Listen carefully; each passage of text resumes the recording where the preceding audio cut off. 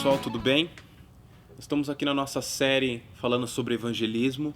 Estamos gravando agora a segunda aula da terceira parte sobre a necessidade que nós temos de falar sobre o amor de Jesus, sobre a grande comissão. Nós estudamos nas aulas anteriores sobre o que consiste evangelizar, o que consiste falar das boas novas do evangelho. Passamos sobre o amor, passamos sobre o mandamento, falamos também sobre o evangelismo, compreende uma batalha espiritual, falamos sobre a atuação do Espírito Santo, como que o Espírito Santo contribui nesse processo de transformação, de conversão de um perdido. Falamos também sobre a oração. Até agora, nós ainda não fomos. Nós fizemos uma grande introdução sobre a necessidade e o que compreende a evangelização. Agora vamos passar por uma segunda etapa. Vamos alinhar o entendimento sobre irmos e como nós devemos ir para anunciar as boas novas, ok?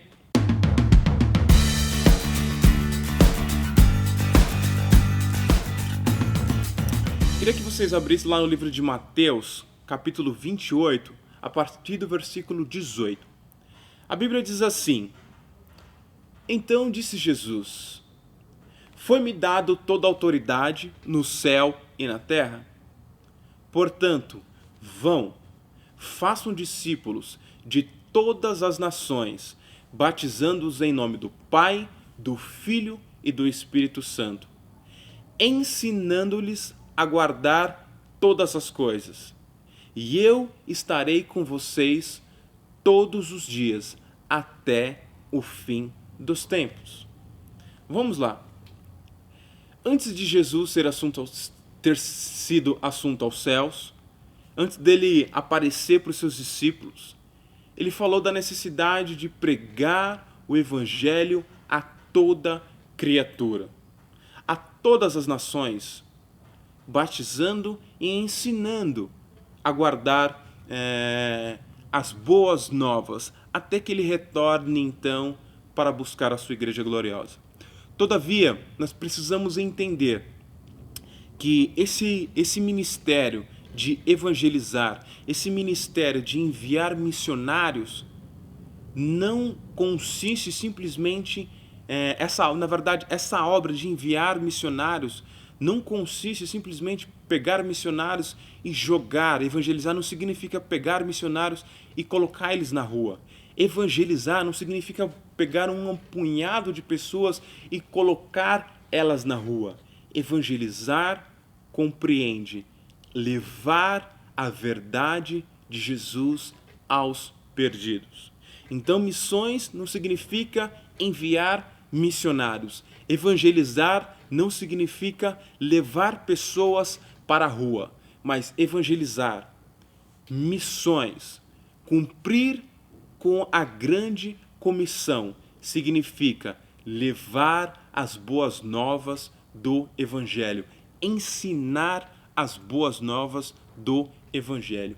Aí está o propósito da grande comissão, ok? Por que eu estou dizendo isso? Hoje nós temos uma infinidade de pessoas que querem evangelizar, que querem fazer as boas novas. Os jovens hoje, eles querem muito sair ao campo, eles querem fazer missões. Porém, nós temos que ter a mentalidade de como levar este evangelho. Nós temos que saber quais as características que Jesus um dia ensinou de como nós devemos evangelizar. Nós temos que saber qual que é a isca correta para atrair essas pessoas para dentro da igreja, ou para trazer essas pessoas para o reino. Qual que é o modelo hoje que as pessoas utilizam para evangelizar? Será que é um modelo defasado? Será que é um modelo bíblico? Será que é um modelo correto?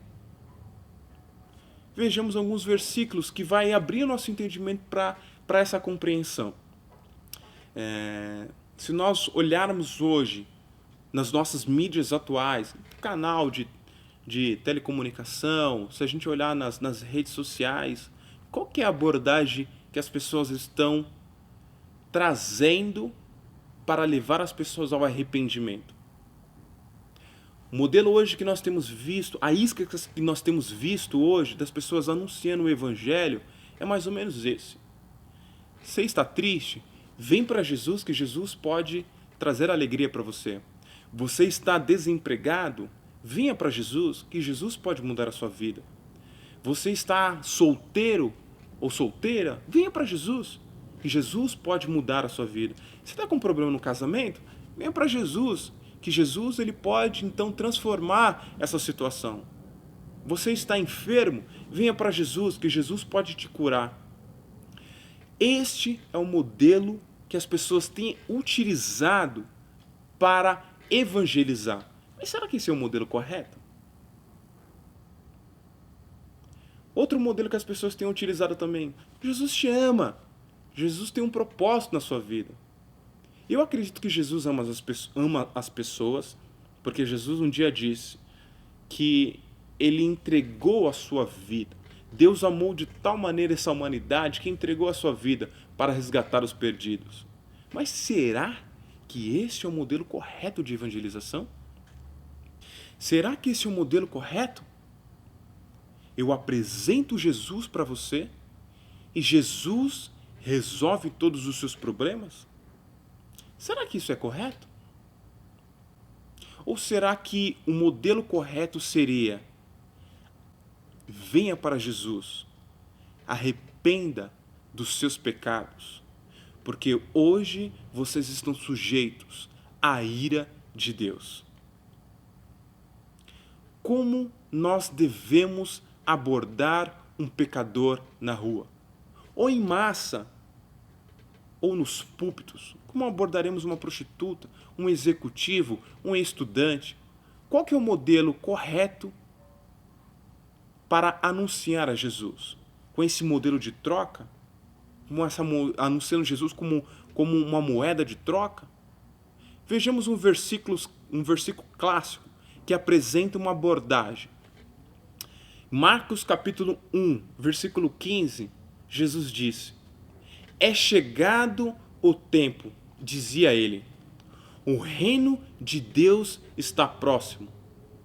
Então arrependam-se e creiam nas boas novas.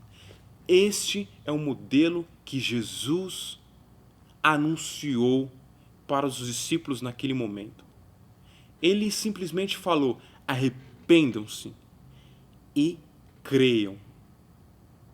A única maneira dos pecadores serem salvos é a partir dessa perspectiva: arrependimento, crendo no Evangelho. Esta, então, é a tarefa da grande comissão. Antes de irmos, nós temos que partir do pressuposto que Jesus não é uma moeda de troca. Nós não podemos oferecer Jesus como uma moeda de troca. Nós temos que apresentar a Jesus nesse formato que ele propôs, sobre arrependimento e crer no Evangelho. Ok? Vamos lá então. Vamos ver como que funciona então esse evangelismo na prática. Como Jesus evangelizou no passado. Como os discípulos evangelizaram no passado. Como Paulo pregou a palavra e as pessoas se arrependeram. Como Pedro anunciou lá atrás o evangelho e muitas pessoas se chegaram a Jesus. O primeiro modelo que nós vamos ver vai ser a pregação de Pedro em Jerusalém. Abra lá comigo no livro de Atos, capítulo 2, a partir do versículo 14. Nós vamos percorrer aqui alguns versículos para a gente entender como abordar, como seria de fato o evangelho na prática, ok? Esse modelo de evangelização na prática. Abra lá comigo então no livro de Atos, capítulo 2, versículo 14. Ele diz assim: então Pedro, levantando-se com os 11, e em alta voz dirigiu-se à multidão: Homens da Judéia e todos os que vivem em Jerusalém, deixe-me explicar isto. Ouça com atenção. Versículo 22, ele diz: Israelitas, ouçam estas palavras. Jesus de Nazaré foi aprovado por Deus diante de vocês, por meio de milagres, maravilhas e sinais, que Deus fez entre vocês por intermédio dele, como vocês mesmos sabem. Este homem foi-lhe entregue por propósito determinado e pré-conhecimento de Deus, e vocês, com a ajuda de homens perversos, o mataram, o pregando na cruz. Mas Deus o ressuscitou dentre os mortos, rompendo os laços da morte, porque era impossível que a morte o retivesse. Esse foi o sermão de Pedro em Jerusalém. Eu vou fazer aqui uma comparação com o modelo da nossa pregação nos dias atuais. Você vê que nesse relato, em nenhum momento ele falou: Jesus te ama, Jesus tem um propósito na sua vida, venha para Jesus que Jesus pode curar as suas enfermidades, venha para Jesus que Jesus vai mudar toda a sua vida. Você vê que em nenhum momento você vai ver Pedro falando deste modelo que nós, ou seja, a igreja tem utilizado nos dias atuais. Ele não faz nenhuma ênfase a Jesus como uma moeda de troca, mas ele conduz as pessoas ao arrependimento. Olha só, ele traz a exposição de Jesus. Ele fala que somente Jesus pode salvar um pecador. Ele traz uma abordagem de Jesus. O evangelho, então, quando nós anunciarmos, ele tem que conter essa exposição de quem é Jesus, o que ele veio fazer, para onde ele foi, onde ele está neste momento. No livro de Atos, capítulo 4, versículo 12, diz assim: E não há salvação em nenhum outro, pois debaixo do céu não há outro nome dado entre os homens pelo qual devamos ser salvos. Ou seja, Pedro, ele traz uma exposição ao nome de Jesus. Nós precisamos anunciar a exposição do nome de Jesus, para que as pessoas possam ser salvas. A segunda característica nesse modelo de Pedro, nesse discurso dele em Jerusalém, ele traz também a divindade de Cristo. O primeiro, ele traz a exposição de Jesus. A segunda característica é a divindade de Cristo. Ele fala assim que Jesus foi aprovado por Deus com maravilhas, com prodígios e sinais. Nós precisamos gastar tempo explicando que Jesus é Deus. Quando nós anunciarmos Jesus para as pessoas, nós precisamos dizer: Jesus, ele é Deus. Jesus, ele morreu naquela cruz, mas ele é Deus. Nós precisamos gastar tempo com isso. O discurso de Pedro foi bem sucedido porque ele gastou tempo. Ele anunciou Jesus desta maneira. Uma outra característica, ele fala sobre um decreto divino. Ele fala que ele foi entregue para o conselho da época com uma presciência de Deus. O que é presciência? Ele está dizendo assim que Deus havia preparado um plano de salvação antes da criação do mundo. Em outras palavras, ele está dizendo assim que a salvação não é algo do acaso. Deus planejou a salvação da humanidade. A salvação não foi um acidente. Apocalipse capítulo 13, versículo 8, ele fala sobre isso. O cordeiro que foi morto desde a fundação do mundo. Ou seja, Deus de antemão preparou a salvação da humanidade. Mesmo que o homem tenha pecado, Deus fez um plano, Ele traçou uma proposta de salvação. Ele não deixou que as pessoas ficassem à margem e seriam condenadas ao inferno. Mas Ele fez um plano da salvação. E nós precisamos falar desse plano da salvação. A salvação, ela não é um acaso, mas ela é uma obra divina. Nós temos que anunciar também a morte e a ressurreição de Jesus. Ele diz assim que Jesus morreu, mas ele também ressuscitou. Essas eram as palavras contidas no discurso de Pedro em Jerusalém. Nós precisamos explicar para as pessoas. Hoje em dia nós anunciamos Jesus dizendo assim: Jesus morreu por você. Tá bom, ele morreu. Mas por que ele morreu? Ele está morto ainda? Ele ressuscitou? Onde ele está? É necessário falar sobre a morte de Jesus, mas explicar o porquê ele morreu, como ele ressuscitou. Olha só que engraçado, porque quando a gente olha nesse discurso de Pedro, em nenhum momento nós vamos ver Pedro dizendo assim: Jesus te ama. Vem para Jesus que Ele vai transformar a sua vida. Vem para Jesus que Ele vai mudar as suas finanças. Vem para Jesus que Ele vai te dar uma esposa, Ele vai te dar um marido. Vem para Jesus que você não vai ter mais dores. Vem para Jesus que Ele vai mudar a sua história. Que Ele tem um plano na sua vida. Este não foi o modelo da pregação de Pedro. Então, quando nós anunciarmos Jesus, nós temos que usar essas características. Qual que eram as características? Vamos voltar lá.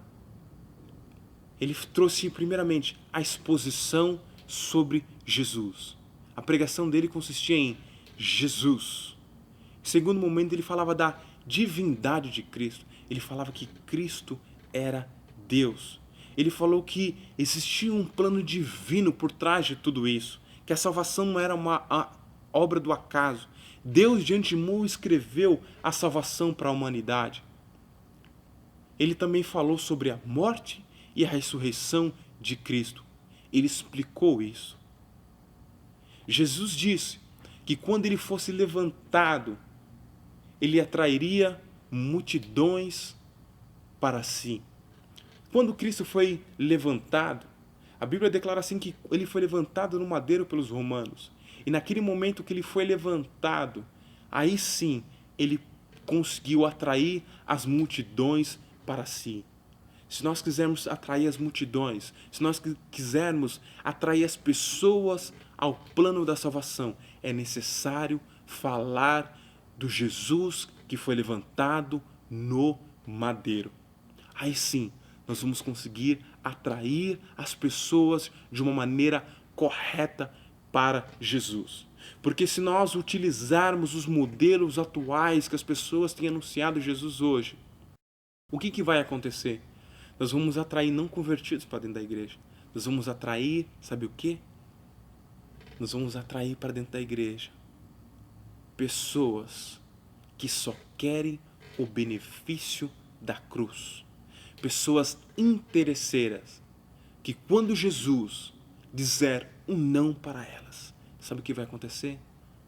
Automaticamente essas pessoas vão abandonar a Jesus.